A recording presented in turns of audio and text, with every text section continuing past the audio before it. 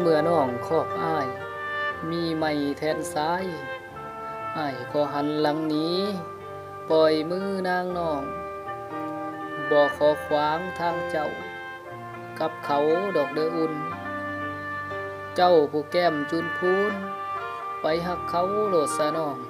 ทางอ้ายบ่ว่าหยังดอกเด้อหักกันมาตั้งแต่ค่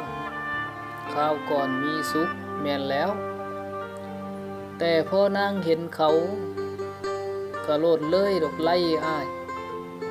เพราะว่าเขาคนนั้นเงินมีรวยรอพอเฮ็ดแนวให้น้องสบายด้วยนั่งกินหันแล้ว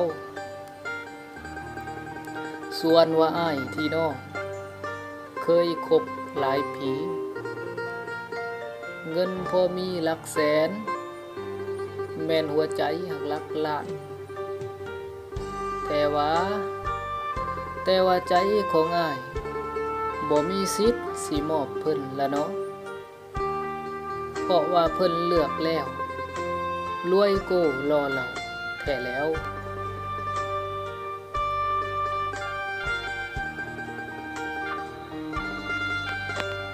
นางเอ๋ย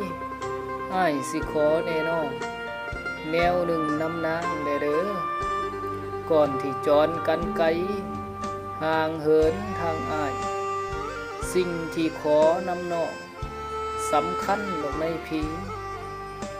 คืนใจมาที่อ้ายเคยมอบมอมพะนางนั่นเด้อที่ขอคืนอย่างนี้เพราะว่าจำเป็นหากแม่นนางถือไปสิทุกมองมางใหม่ย่านว่านวลนางนอกสิเจ็บคือดอกทางพี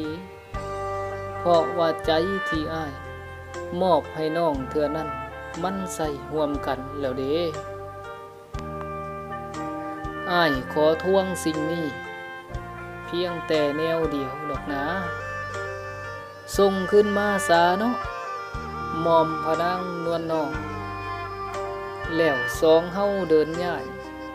คนทางแยกแบงอ้ายก็ไปแต่อ้ายน้องก็ไปตั้งแต่น้อง